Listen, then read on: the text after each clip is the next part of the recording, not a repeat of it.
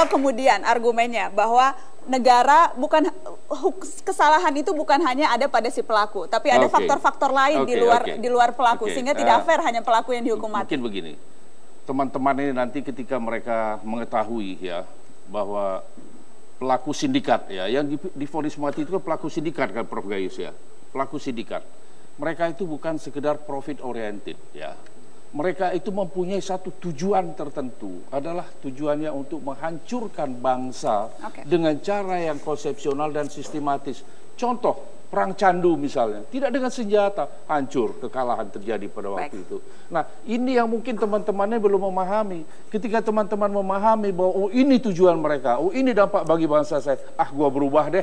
Saya dulu anggota HATI itu dari tahun 1978, kelompok hapus hukuman mati. Ketika saya masih belum banyak mengerti, ketika saya tahu bagaimana jahatnya beberapa kejahatan-kejahatan tertentu, saya bilang persetan dengan hapus hukuman pidana mati, laksanakan. Malahan saya termasuk orang yang mendesak kejaksaan agar segera mengeksekusi terpidana mati, khususnya kasus narkotik. Oke, kita kasih tepuk tangan. Mas Al-Araf? Ya, saya tetap berasumsi bahwa dalam sistem pidana kita, gitu ya, tidak imun dari kesalahan, gitu ya. Kecenderungan salah di dalam memutuskan itu atau dalam proses terjadinya persoalan dalam sistem peradilan itu pasti ada, gitu ya. Hukuman mati adalah satu bentuk hukuman yang tidak bisa dikoreksi. Nah, ini menjadi persoalan mendasar dalam konteks kita. Dalam konstitusi kita masih sah tuh, masih ada. Beberapa kali diuji di Mahkamah Konstitusi, tapi kalau kita bicara soal legal standingnya, masih ada. Meski keputusan Mahkamah Konstitusi di dalam pertimbangan-pertimbangan juga bersifat ambigu. Saya ambil contoh dalam putusan Mahkamah Konstitusi yang lain, Mahkamah Konstitusi terkait hukuman mati. Mereka menyatakan hak untuk hidup adalah hak yang tidak bisa dikurangi dalam keadaan apapun. Dalam beberapa kasus, MK menyatakan ini final.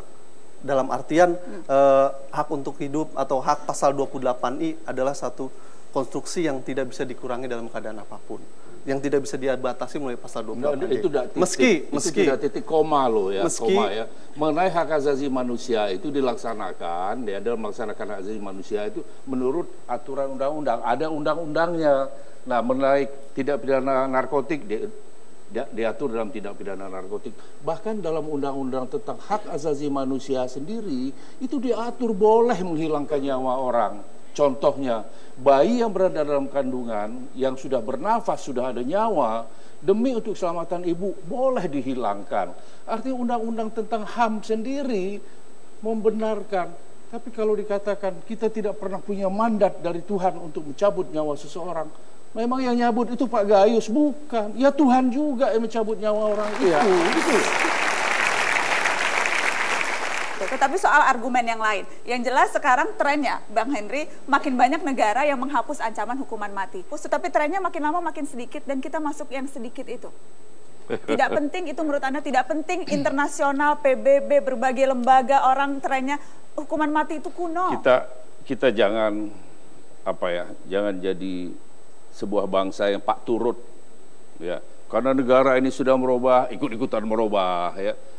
Kondisi masyarakatnya berbeda ya. Kemudian kondisi bangsa kita sendiri, mungkin di negara itu ya, kejahatan narkotik tidak separah di Indonesia. Bentuk kekejaman dari pelaku pembunuhan tidak sesadis dan tidak sebiadab yang dilakukan oleh pelaku-pelaku kejahatan di Indonesia.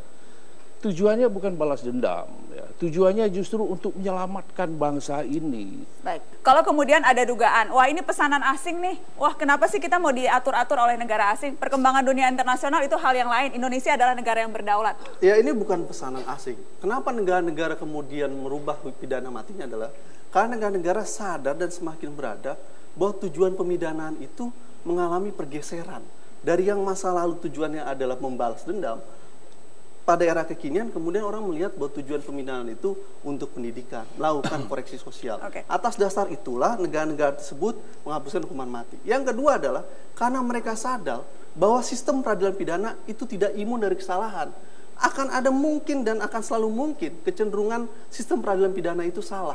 Oleh karena itulah hukuman mati perlu dihapuskan, diganti dengan hukuman seumur hidup, karena ada pasti dan suatu saat kecenderungan untuk vonis itu kemudian bisa salah. Nah, dalam kasus Ruben, mungkin pertanyaannya adalah bagaimana kemudian kalau suatu saat ternyata ada persoalan dalam kasus ini. Kita punya mengalami beberapa kasus bagaimana sistem peradilan pidana penuh dengan rekayasa itu. Ini menjadi suatu yang khawatirkan buat kita, karena hukuman mati nggak bisa lagi dikoreksi. Baik.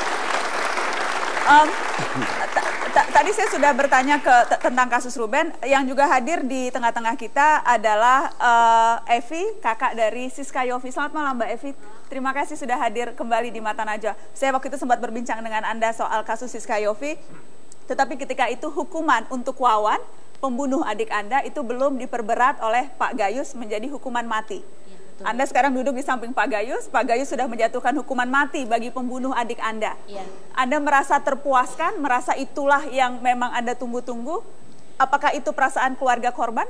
Sebetulnya bagi kami bukan masalah puas atau tidak puas, karena bagi kami bukan tujuan hukuman matinya yang kami cari, tapi lebih kepada kebenaran di balik kasus kami. Ketika tadi Anda katakan yang Anda cari adalah kebenaran. Kalau misalnya Wawan akhirnya dieksekusi dan kebenaran tentang siapa sesungguhnya, karena saya tahu keluarga sampai sekarang merasa Wawan bukanlah otak.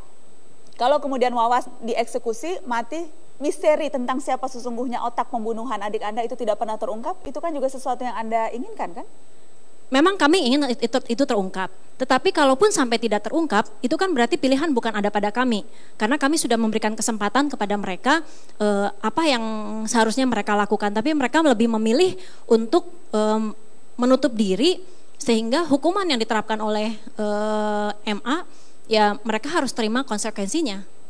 Jatuhan hukuman mati dan eksekusi terhadap putusan pidana mati yang sudah inkrah itu halal.